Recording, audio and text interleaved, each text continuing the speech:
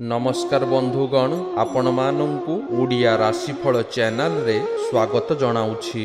बंधुगण, आज आमे जानिबा रास्ता रे जीवा समय रे जदि बिलेई बा बिराड़ी आपणकर आगो काटी दिए किंबा बिलेई आपण दर्शन करंती बा घरु बाहरिबा समय रे सामना रे जदि बिलेई देखंती तेबे आपण कोन करिवे। बंधुगण, किछि भल भल टिप्स रहिछि जहा आपण मानंकु निश्चित भावरे भल लागिबो। बंधुगण, एही भिडियोटी को आपण माने शेष पर्यंत निश्चय देखंतु एवं एही भिडियोटी को गोटे लाइक करंतु। जदि ए पर्यंत आम चैनल को सब्सक्राइब करि नाहंती तेबे वर्तमान ही सब्सक्राइब करि नियंतु। बंधुगण, जदि बिलेई आपणकर रास्ता काटी दिए बा बिलेई जदि दर्शन करिले जेउ अशुभ फल ताकु किपरि अशुभ फलरु शुभ करिवे सही विषय रे कोन रहिछि प्रभु श्री कृष्णंकर मत रहिछि। आसंतु जानिबा।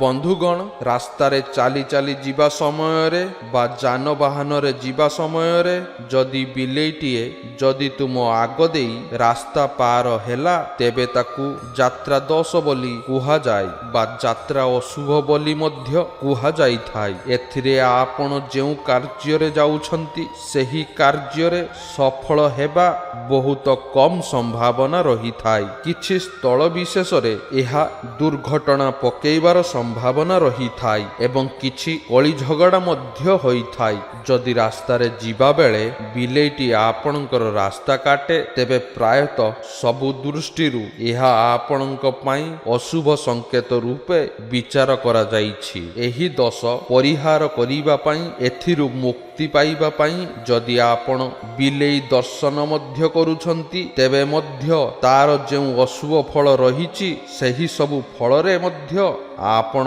एही गोटे मंत्रर जप करंतु। सही मंत्रटी आपण जप करंतु से सबु रिष्ट आपणकर कटि जाई थाए। एही सबु बिलेई दर्शन बा बिलेई रास्ता काटिबार दोष परिहार करिबा पई एही मंत्रटी को 7 थर जप करंतु। जदि आपण दर्शन करूछंती दर्शन रे आपण सही ठारे रही जिवे। सही ठारे रही जाई कि एही मंत्रटी को मात्र 7 थर जप करंतु। बहुत लोक अछंती पछकु 7 पाद फेरी थांती, यहा आपण माने मध्य जानिछंती। जदि आपण पछकु 7 पाद फेरुछंती सेथिरे किछि जाय आसे नाही। 7 पाद सहित मध्य 7 थर मंत्रटी को जप करंतु।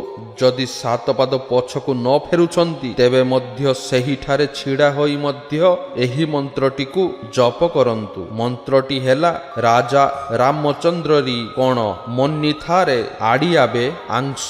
बंधुगण, एही मंत्रटी श्रीकृष्ण कहिथिले एवं नामी दामी पुस्तकरु मध्य गृहीत अटे। बंधुगण, आपण निश्चित रूपे जदि बिलेई देखुछंती एही मंत्रटी जप निश्चय करंतु तेबे आपणकर कौनसी क्षतिर किछि संभावना रहिबो नाही। तेबे आपणकर किछि ना किछि शुभ फल प्राप्ति करिवे। आपण बिलेई दर्शनरु जेउ अशुभ फल से सबुरु बंचिबा पई एही मंत्रटी को आपण 7 थर पाठ करंतु। तापरे आपण यात्रा करि पारंती। आपणकर यात्रा निश्चित रूपे शुभ होई थाय। बंधुगण, वीडियो पसंद आसीथिले लाइक करंतु। आपणकर बंधु मानक सहित वीडियो को निश्चित भावे शेयर करंतु। एही भली ज्ञानपूर्ण वीडियो देखिबा पई आपण आमर एही चैनल को एबे ही सब्सक्राइब करि नियंतु। रहुछि, धन्यवाद। जय जगन्नाथ।